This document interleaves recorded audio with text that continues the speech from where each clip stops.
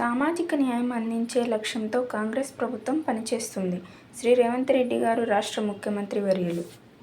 ఈనాడు మనమందరం కలిసి విశ్వగురు బసవేశ్వరరెడ్డి విగ్రహావిష్కరణ ఒక స్ఫూర్తిని, సామాజిక న్యాయాన్ని అందించే కాంగ్రెస్ పార్టీ, ముఖ్యంగా శ్రీ రాహుల్ గాంధీ గారు కన్యాకుమారి నుంచి కశ్మీర్ వరకు చేసిన పాదయాత్రలో 150 రోజులు 4000 కిలోమీటర్లు ప్రతిరోజు ప్రజలను కలుస్తూ మమేకమవుతూ ప్రతి సందర్భంలో బసవన్న ఇచ్చిన సూచనలు,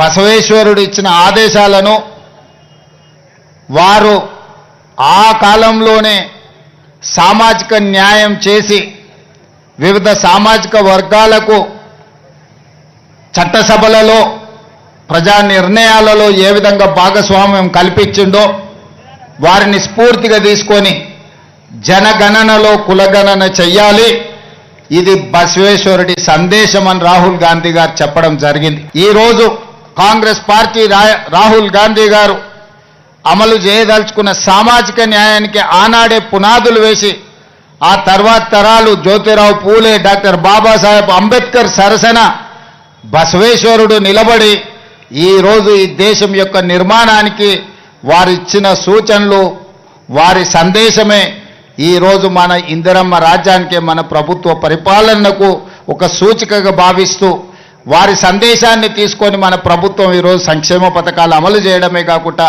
సామాజిక న్యాయాన్ని ఈరోజు అందించాలన్న లక్ష్యంతో పనిచేస్తున్నాం. నాకు ముఖ్యమంత్రిగా బసవేశ్వరుడి విగ్రహావిష్కరణ వారి జయంతి సందర్భంగా కూడా నేను రవీంద్ర భారతిలో మిమ్మల్ని అందరినీ కలుసుకోవడం జరిగింది.